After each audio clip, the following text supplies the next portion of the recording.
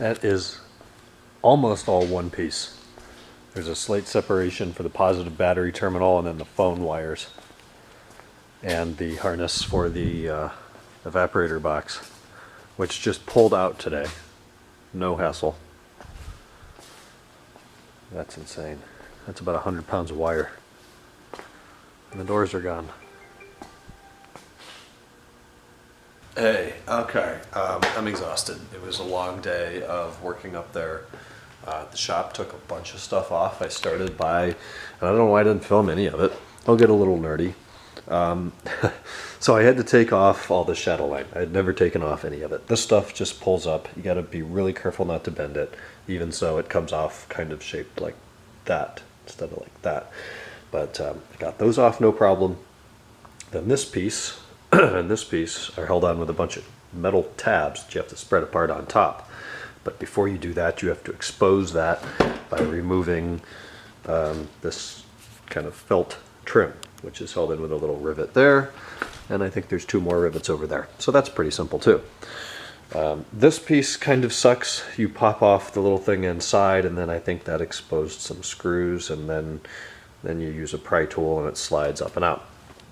Then you get to the B-pillars, and the B-pillars require lowering of the windows. Well, I had all the wiring harnesses in that car. There were no ground blocks or straps left anywhere.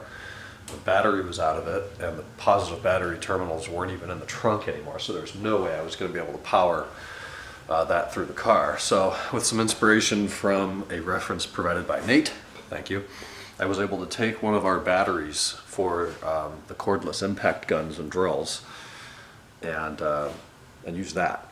So pretty much I got a paper clip, unfolded it, cut it into about inch-long pieces, made contacts, curved hooks into the other ends, then got some just regular 18-gauge primary wire, stripped it, wrapped it around the hook, crimped it shut. Really, I would have soldered it if I were making this to be a more permanent tool.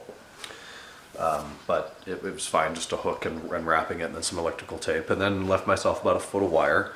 And on the end of that, I got 14-gauge terminal connectors, cut off the shielding on one side, and that was the perfect gauge to fit over the male pins in the motor on the regulator.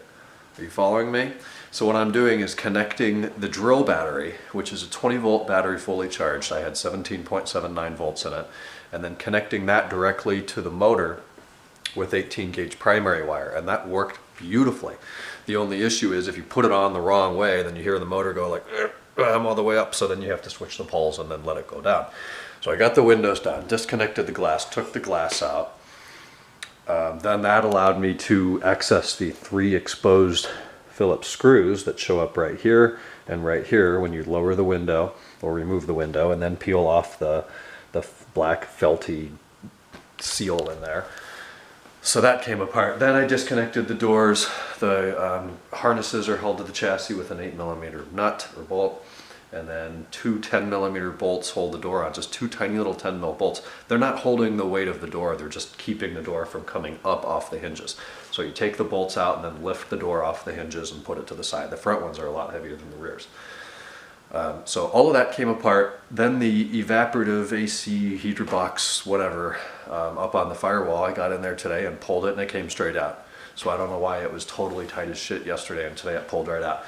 Then we were able to pull out the carpeting, disconnect the blast sensors, which are on the bottom of the chassis, under the seats, under the carpeting, under the ductwork, took the ductwork out, then we pulled the main wiring harness out. Not without a struggle from the last piece of it that runs from the trunk all the way up, and then it actually goes through the floor here, and then the main cable goes out to your starter, alternator, and positive terminal on the engine.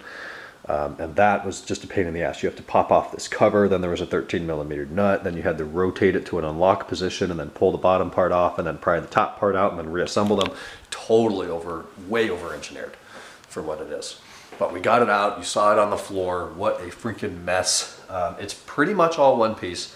The battery connection, as I said, up to the engine is a separate piece, and then the phone harness is a separate piece.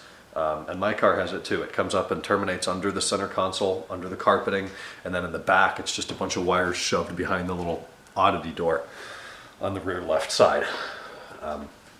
The nav harness is seemingly built right into the whole rest of the harness. And there's parts of that harness that are as thick as your ankle. It's insane. It's 100 pounds of wire. You know, there's hundreds, if not thousands of miles of wire in there. So it's out. There's nothing on that car / chassis right now minus an engine, a transmission brace, a front subframe, and then the heat shielding that is in the transmission tunnel and then up to the firewall. That's it. There's like 5 or 6 parts in that car. And we got the tools. We have an engine crane now. We got a load leveler. So we come down from the engine crane picture, like this is the engine crane. We come down and then it goes into a bar. And then the chain hangs from here and a chain hangs from where my elbow would be. And then there's a crank on it. So you could move the fulcrum over here or over here, the whole range of motion of the bar. Seeing that we're going to leave the transmission bolted to the engine when we lower it, that's just going to be a lot easier and a lot safer to do it that way. So we're ready to pull the engine, the AC system's gone, and then we're ready, like today we made it financially official. We do own the carbon black 01 now. So that's car number 2, chassis BZ98005, if anybody's interested. And we're going to start I'm going to start tearing into that tomorrow a little bit. We've got to clean it up, we've got to do a video on it, but I've already sold the mirrors and some of the nav stuff. I haven't even advertised it. People just want to know where car number 2 is, and I told them and they want parts off of it. But sold some stuff today. I've been spending the last hour and a half doing invoices and adding a page to the workbook for the new car and tracking numbers, and it's crazy. There's like 3 full-time jobs in running this business right now, and I'm doing all of them. But I'm gonna go sleep and rest, and I'll talk to you guys tomorrow on Wednesday. Good night.